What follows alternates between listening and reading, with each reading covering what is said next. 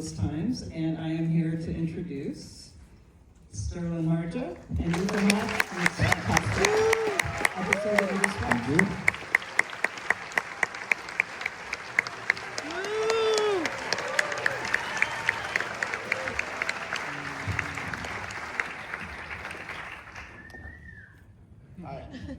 What a classy establishment. Beautiful theater.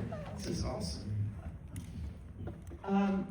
I have seen 5 episodes, and Lee gets beat up a lot. So, yeah, it looks like it hurts. Wait till the finale. So, congratulations, number one, because Thank it's you. fantastic. What compelled you at this point in your career, because you had this other show that people kind of know about, to do a crime, what do you want to call it, Tulsa noir crime? Sure, Tulsa noir. I mean, I think that like Reservation Dogs was like the show that felt like I had to do, you know? And you can't just like, I couldn't just do like a native crime show. I needed to introduce the world to everything native, you know, because there was so much to say. But within making Reservation Dogs, I really got into genre. You know, we would do each episode would be like a different genre. And yeah, I just have always been a fan of noir. It's something I've always wanted to do. Yeah. I love that it's set in Tulsa too, because it's not exactly a place that we see a lot in, well, okay, let's say crime noir, but just in series in general. So it is almost like a character in the series. Yeah. It is.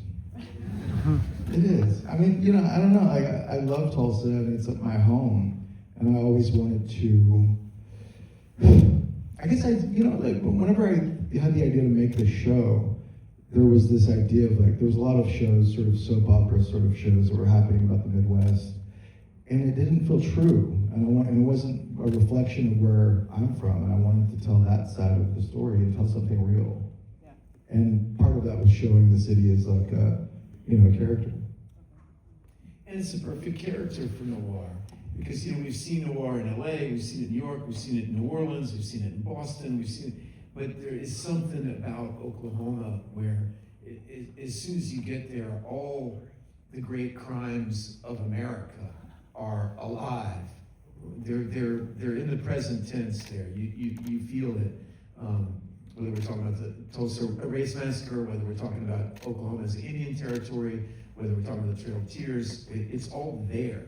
And so for noir, and you see it in the architecture of it, half the architecture is frozen in the 50s. There's the Outsiders, Tulsa, Oklahoma. It's all, you know, it's just right for the picking, as they say.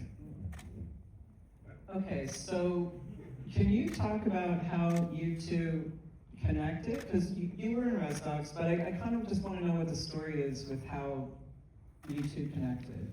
I met him at the. Yeah, I'll put you some I met him at the Denver airport after Boyhood came out, and I never do this, but I went up to him and I said, "I have to say something," and I said, "Hey, I love Boyhood." He doesn't remember this at all. I like to think that I do, but I might not. And he was like, "Oh, thanks so much, man." Which, thank God, he wasn't a dick to me. You know, I'm really grateful to him. And you know, but really, a friend of ours, mutual friend, Martin Sinsmeyer, had brought a graphic novel that he had written called Inday that's about the Apache Wars in Geronimo. And it was from a script that he had written, and he couldn't get it produced in Hollywood, because they were like, "We're not making a show about Native people. It has to have white generals in it, and those have to be the lead actors." Out of frustration, Ethan took that and made it into a graphic novel, which landed in my hands. I approached him, we met at the Chateau Marmont, I don't know if you ever heard of it, super Hollywood meeting, and I told him my idea of turning it into a show, and he just loved it, and we became friends, and we started writing after that, and then, I'll let you finish. And then, you know, we're deep into the writing process, and I get a call, and he's like, "Hey, listen, good news, bad news. Bad news is, we're not writing this anymore. The good news is, my show's taken off. I'm gonna make the show called Reservation Dogs." And it was clear if we were friends already, and it was clear that this was a great dream and had to happen, and was an awesome thing. And it was kind of a young friendship, but I started watching the show with real interest. It started as a friend. I watched it the first night it aired, and I was blown away by it. I'd seen some of Sterlin's other films, and I love them. And it was obvious to me that he has a voice with the camera, and he's got a story to tell. But to see that same fierce independent-mindedness and the same crazy camera work and the same energy behind it in me, you know, I was staying at a friend's house the first night. Take my kids up to Vermont. Just at a house in Vermont, and they got FX, and I was like, hey guys, this friend of mine's got a show coming. We all watched it. I was like, that was incredible. I'd never seen anything like it. Just the people, the dialogue, the energy, the mood. And then I kept watching it. As a friend, I was rooting for it, but then as an artistic-minded person, I was like, this guy is amazing. And so we kept yeah, that's right, you know. And then so he asked me to come down, and it was like the second last episode. And I thought when he told me he had a part for me, I thought it was going to be like the guy at the cash register to 7-Eleven. I just Oh, thought, right, I'm never gonna make you do that. yeah. And I came in, it was an amazing part. Yeah. You know, it was like before sunrise. So the whole episode is one long conversation, and it was a great experience. And I got to that set, and it was the best time I'd had on set in a long time. It was easy and relaxed, and then the idea of this show started to develop. Cosby, where are you at? She knows. We were in the writer's room, and I was like, everyone, gotta watch before sunrise, before sunset. And it was like, this episode's coming. I want to try to sort of give homage to those movies, because I'm such a Linklater fan. We also did, you know, we did an homage to Dazed and Confused. And so I watched that so much. It was like, how do you get two people just talking? And that movie does it better than anything. And so the whole episode. My character's name was Rick, and I was like, I see where this is going. So, all right, with the Lowdown, what made you think, this is coming out wrong, what made you think Ethan was right for the part? No, he's really good. No, but what I am. Give me a chance. What was the question? Well, I'll answer the question. Okay. He tricked me. He really tricked me. Because we were friends, and because I really love him as a writer, he said to me after that episode, I think that episode kind of was an audition of sorts to see, because we were written together and being kind of friendly, but what was it like actor-director? And we had a great time working together. It was really easy. It felt like we'd been doing it forever. And he said, look, I finished this script, and I think it might be my next show. I don't know. Do you think it's ready to, you know, give to people? Just give me some notes on the script. And so it's like, all right. But I wanted him to play the part the whole time, but he didn't say that. So I started flipping it open. I'm like reading this character of Lee Raybon. I'm like, this is interesting. It kind of seems like it could be me. And I'm like, why is he not offering me this part? I can't put it down. It sounds like me, because I kind of did it was like Ethan Pass before I handed it to him. I was trying to get his voice. Well, who does he think is going to play this part? It's so much better than me. I mean, who else is on this phone, you know? Like, come on. And so I text him after I read it. I'm like, the script is great. There's this one big problem with it. Is, you know, why aren't you offering it to me? And he texts me back, I can fix that. And I was like, does that mean you're offering it to me? Does that mean you'll do it? Yeah, I'll do it. Go first. Well, I think also that we've talked about this before, who Lee is, the character Lee is kind of fashioned after, or the inspiration for him. This is kind of a two-pronged thing. The fact that he is a true historian, and we are at the point where we are with journalism right now. You know, it's a tough, I work at the LA Times, it's a tough gig right now, and people don't have a lot of trust, and truth is hard to find. So, I don't know, watching it, I felt like it was so important on that level as well. It's fantastic, it moves fast, it's this crime thing, but it also gets this idea of like, that burning need to tell the truth and how it all consumes you. I don't know, how much did the idea of journalism and the importance of that weigh on this decision, given where we are right now? It's everything. I mean, I don't speak for you for a second, but when we got serious about the show, Sterlin came over to my house and showed me. He works at, I'm going to talk for you for a second. Yeah. He worked at this press in Oklahoma called This This Land Press, and he had made It was a long form magazine. Yeah, you know, you can write those lines if you know the difference. And he'd done all these short films about this man, Leroy Chapman, who was a great writer, and you were documenting him driving around Tulsa, talking about the history of Tulsa and how important it is. And Sterlin was talking about the experience of these interviews and why he was doing it. And I realized two things. One is that the character is inspired by something true and something real, and that he had something really important to him in his heart to deliver with the show about the value of that. And so what we could, Trojan horse through genre, using the genre of noir to get at a really an idea that ever since the internet has happened, journalism has been under siege in a way that I don't think any of us really understood or saw coming. And the idea of what is the truth and what is worth reading and what are facts, there aren't alternative facts. There are facts. And how can we make a show that has that kind of beating heart underneath it? And I really felt that from Sterlin and what he wanted to communicate with the show. And it gave the show its heart.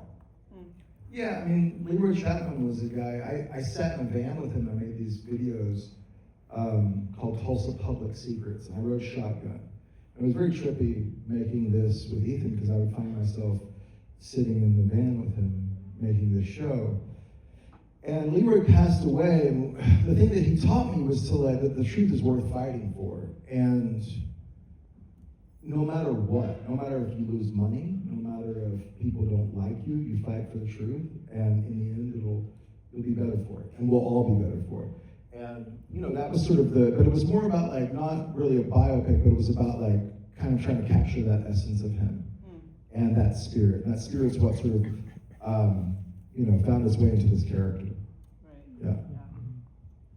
I mean, and just as a journalist, like I brought up in the beginning, the fact that he's always getting the shit beat out of him, I'm like, yeah, yeah. Also, if you can talk a little bit about how much, like, the music in this is incredible, but it's just like all the literary references, the pop culture references, art, just all of it it's so tucked in there, and it's so naturally kind of makes its way into the story, but it's all over the place in there. Yeah, I don't know. I mean, like, that's kind of where Ethan and I bond, I think, is like music and literature and art, and we talk about music. We send each other music all the time. We talk about, books, and it's just, that's not in shows enough anymore, I don't think. Like, it's something that, you don't need money to enjoy music and books, and it's something that he and I like to celebrate, and so it's just naturally. I remember being a kid and going to see Footloose, right? And there's this line in it, what are you reading? And Kevin Bacon says, Slaughterhouse 5. He goes, that's trash. And Slaughterhouse 5 is a classic. And he goes, yes, it's not in this town. It's a classic in any town. And I remember, but I went home and went to the library and got Slaughterhouse. I was like, what the hell is Slaughterhouse 5? I gotta read that. And I read it and I was like, that's amazing. And so I think it's part of our job is to slip all that in there. Yeah. So, you didn't know you were gonna get Footloose references, did you? He was a big influence. well, let's get to the influences aside from Footloose. Just in terms of, I know we talked about this a little before, but you started out as a filmmaker, and Res Dogs was your first series, right? Yeah. So, what were the influences for the Lowdown, but also for Res Dogs? Because you called it, I'm going to mess this up. Is it the hangout genre, the hang genre? I think so. Did I say that to you first? I think I did. I think you did. Yeah. So I don't if know you where could any of this just- stuff comes from. Just make it up. and then like it's something that gets repeated, and no, I have to answer for it. Richard Linklater is a hangout filmmaker. He's one of my favorites. Like you can watch, I mean, Slacker, obviously, right? Dazed Confused, obviously. And there is an art to making something like that. So he's definitely an influence. With this show, though, it was The Long Goodbye, and Killing of the Chinese Bookie, Chinatown, you know, The Big Lebowski, Inherent Vice. It's like, you can't make a show like this and try to act like you invented it. You know, you have to embrace all of it, and we try to embrace all of it, but do something different with it, I think. But we watched a lot of those movies. Yeah, and they're inside us. They're inside our the vocabulary. You know, we're of the generation, we grew up watching these movies. There's a great movie called The Setup that me and the writers watched. A friend of mine, Josh Fadum, who is a consultant, and he's an actor in it. He says, loitering earlier. Yeah, that's Josh. In the episode. Loitering. Loitering. He says loitering really great. But, you know, he's a sort of noir junkie. And he suggested this movie called The Setup, and it's about this boxer that just can't quit boxing. He's got this like great girlfriend that wants him to quit, and you know he wants to like he could just move on with his life and stop boxing. He's just got to throw a fight, and he can't. And at the end of the movie, he's so beat up, much like Lee. You know, it's like Lee is obsessed with the truth, and it gets him beat up a lot. You know, but I think that's such a noble thing, and I think that like you know, like watching. I mean, today like. One thing that I didn't know, I mean, obviously we've had some reviews come out that have been pretty great. And what I didn't realize is like, there's not a lot of shows or movies about journalists right now. I mean, there's some, but like, you know, it's a desperate time for journalism. And it's so noble, you know, it's about telling the public what the truth is. It's a journalist's job to sift through the bullshit. And that's very hard today. And now we have a hero, at least, that we get to watch. And yes, he gets beat up, but it's worth it, you know? And I think that the big sort of like, my kids are here, hi children. You know, and like the big thing about like, you know, the thing that Ethan and I bonded a lot over is being dads, and being dads of daughters. And, you know, it's like, at what cost, you know, like being an independent filmmaker, being an actor, being a musician, being a journalist, you know, you are, you're fighting for these things, but sometimes others suffer for it. And it's like, how do you balance that? How do you make that okay in your mind? Well, you have to try if you're a good father, and that's sort of like, I think what's at the center of this show. Yeah, that struggle between like parenthood, being the girl dad, and figuring out how to, you know, you get all obsessed with what you're doing. I wanted to, so one of the characters in the show that is Lee's friend describes him as a narcissistic cowboy with a penchant for seeming like the good guy. How would you describe him? I would describe him more as Don Quixote. You know, I saw him as in that vein of the person chasing windmills. And in regard to the parenting thing, sometimes when you have a North Star that you're chasing really hard, it creates blind spots. So you're not aware of what your tail is knocking over because you want this one thing so bad. And it's a really interesting character when what they want has nobility to it, has integrity to it, but that does create all these problems for the people around him. And you know, the narcissism part is interesting because there's this, you know, there's a great Dylan line about, you know, you for a second you have to be an egomaniac when you're creating something to believe that a song could change the world, right? If you don't believe that, it definitely won't. But if you do believe it, you're entering this megalomania for a second, and you have to figure out a way to get in and out of it. But it's hard to believe in your cause so much, and it creates a tremendous amount of damage around Lee. But in his mind, it's working to good. Yeah. In the second episode that you guys didn't see tonight, there's one of my favorite moments with the daughter is she gets really worried for him. And he says, remember, I was really happy with this, we came up with this about, you don't worry about me, worry about all the people sleeping through their lives, you know? I'm doing what I love. And it is hard as somebody who's in the arts. You don't know whether you're leading your family well or not. You know, whether you're failing or whether you're succeeding, you're in the public eye, you're embarrassing people. And sometimes you do all those things. You know? Yeah, most of the time. Are we embarrassing ourselves up on? No, Probably. No. We'll read about it later. But I think that thing also of, it's not narcissistic, but it's making a show, writing a book, you have to believe that your point of view or what you're putting in there is something people are going to want to see. And I know, like with Res Dogs, you got bounced around and turned back many times. Like, I just want to know, like, what kept you moving forward to get to the Lowdown, which is so damn good and totally different. I mean, I think that, I don't know, I just hope, I had an art teacher in high school, and one of his advice to me was, whatever you do, don't have a fallback plan because you'll fall back. And I'm in rural Oklahoma, and I want to be an artist, and no one ever, other than my family, I had no reason to think I could be an artist. And that sort of mantra I just said in my head over and over, and I just lived by it for the rest of my life up until now. I don't know if you're gonna like what I make. I hope you do. But if you're worried, if you're... No fallback plan. No fallback plan because you'll fall. Don't have a fallback plan because you'll fall back. Thank you.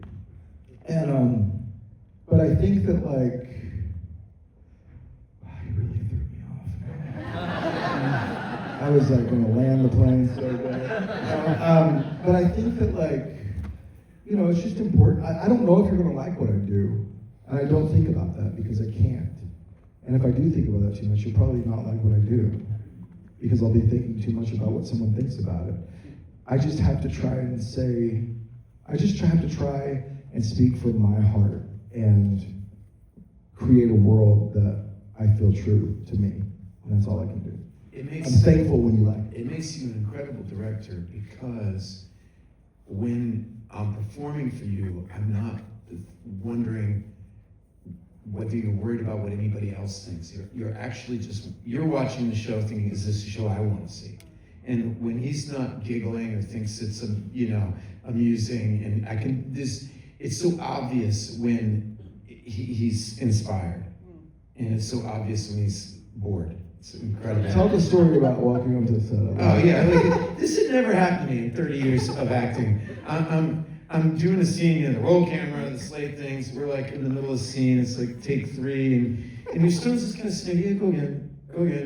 You know, so then we get to take 3, and we're doing the scene, and Storm's just, they're rolling. And Storm just kind of walks into the shot.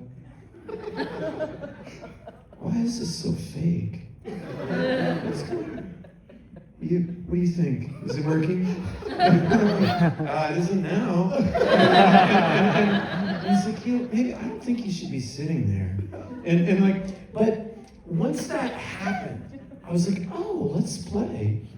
Like, let's play. Like, you know, I was thinking we were just gonna do a boring scene from a TV show.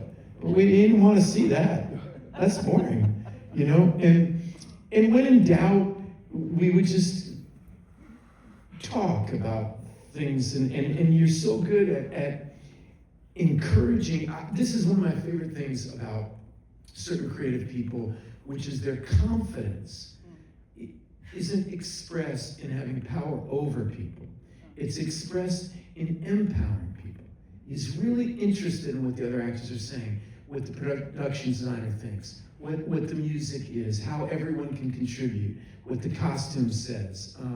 You know, he's really interested in letting you, there might be a better idea than the one he was visualizing when he was writing it. He's really open to that. And, you know, Linkletter's the same way, Sidney Lumet was the same way. It's a really wonderful quality of empowering others. And if you're truly confident, you know you're in charge. If you don't like their idea, you don't have to do it. Yeah. And so you don't need to be scared of other people's ideas. And it gives you wisdom because you're absorbing multiple points of view without losing your own, you know? And that's the magic Zen space of the whole thing, that it comes pretty naturally to you, it seems like. And Yeah, I mean, how many writers do we have in here? Olivia, you're here? yeah, a lot. Oh, sorry, I didn't mean I mean like on this show. Raise your hand if you're a writer on this show. God, you see how many that's awesome. That's so awesome that you're all writers. Yeah. No wonder you're being so generous. That's like only in LA. It's like, how many screenwriters are in here? It's like, no, but I mean, that's how I treat writing too. It's like, I don't want to do something that I've seen before, you know? And so I just really kind of like hold everything to the fire. Like, if I've seen this, I'm going to change it, you know? That's how, and luckily Ethan's like game for that, you know? And luckily, Patrick Tuck, my editor here, wave your hand. You know, he's also game for that. He did a great job. Like, Patrick and I created this pilot together, and, you know, like, in a lot of ways, it's like, I also make sure Patrick feels empowered to try things, and the writers, and it's like, you know, I can only do so much, but like, if you give me a really good idea, like, I'll run with it, and we ran with it, you know what I mean? Like, if you think of the with Tracy Letts in the supper club, whenever Lee in the beginning, you know, like, he's talking in that supper club, but you're also like cutting to him in the van driving and thinking about the conversation that he just had in the supper club. And you just don't see that very much. And like, you know, there was some stuff that we experimented with, and then Patrick showed me that, and I was like, that's it. Like, that is the show. You know, we really went with that for the rest of the show. So it is fun to empower people, and because I think that like a lot of people with egos, you can't make something good, especially in this business. This is a collaboration. You can only do good if you're empowering other people to be better than you, you know?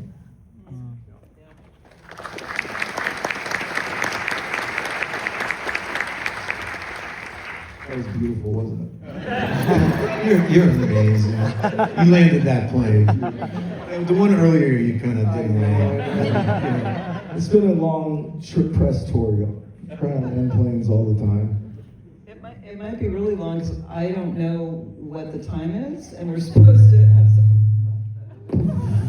She told me that there was a. Should I say that? I shouldn't say that. But There's a ghost here. There's so a that's ghost the here. ghost. Did you know that? Ghosts are welcome.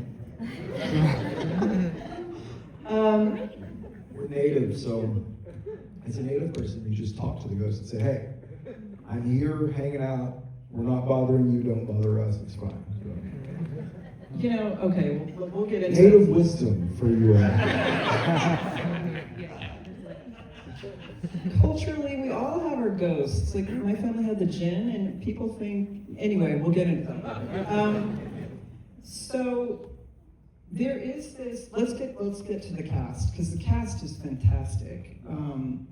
And if you can just talk a little bit about that, because Gene Tripplehorn. Tulsa's own, Gene Tripplehorn. Keith David, Tim Keith David, yeah. smoothest voice in the business.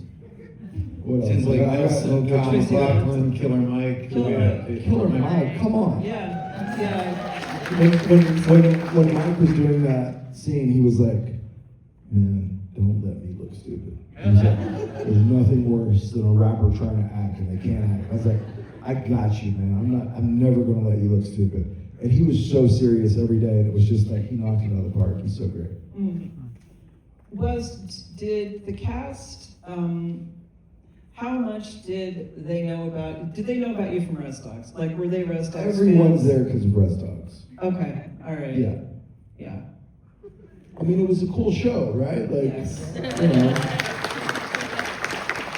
you don't get cooler than that. Like, I mean, look, like, nothing like that had ever been made. I mean, can you imagine? Like, what year was it? 22? 21? Year of the pandemic? I don't know what it was. But nothing like that had ever been done. I mean, and you have a culture on your shoulders, and we did this story, we did this show. I mean, can you believe that? Like, Native people had been a part of film and TV from the very beginning. The very first time Edison or whoever it was turned film over and filmed us, we've been a part of the beginning. And never once had we been able to show what it's really like, who we are, you know? So awards didn't matter. what mattered was our whole community felt seen. And being seen is so healing, you know, like you see yourself, and I grew up without ever seeing a representation of myself on TV. You know, I just don't know that a lot of people can say that in America right now. But we did it, you know. We always had to accept really ridiculous representations of us. You know, I remember one time my dad was like, "Hey, come check the TV out. It's a show about Seminole Indians." I'm Seminole. And they were all dressed like Lakotas, but we didn't care. We were just like, yes. They were probably speaking Comanche. It was like, yes. So the show, I think, had an impact in like, all of these actors just wanted to be a part of something. They all felt the storytelling within that, you know, and I think that I'm really proud of that show, and I don't think that we would have had this show without that. And Ethan, with Good Lord Bird, forgive my ignorance, was that your first series? Okay, so excellent. Both of you won Peabody's. Yes, Okay. you did. So how much did that experience kind of prepare you for working on another series? Well, the best part of it for me was that Sterlin loved it, and I was making that around the time period where our friendship was really deepening, you know, and I remember, you know, when you saw it, you called me and he sent me a beautiful wood carving of a woodpecker. For anybody who's seen the show, like, that is the Good Lord Bird, and I felt like, oh, this guy gets me. You know, that show was really important to me and really dear to my heart, and I put a lot of blood, sweat, and tears. Lee Raybon has a woodpecker tattoo. Yeah, totally. And so there's some kind of kinship to the sense of humor of that show and the sense of humor of Res Dogs, of being playful with things that are verboten to speak of, you know, and that's Lee. You know, I mean, Lee's gonna mess around in some of the sore places.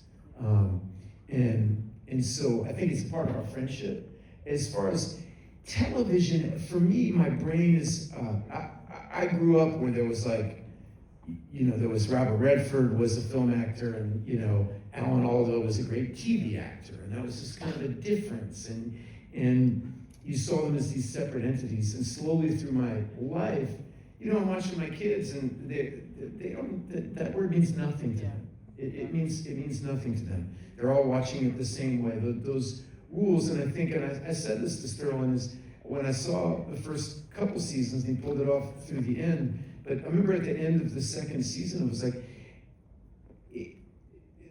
it felt like, wow, I don't know what it was like to be a peer of the people in the French New Wave or something, but I felt like that's what was happening to me. I knew somebody, and they were doing something new that I hadn't seen. It's the same equipment, it's the same thing, but it's happening on television.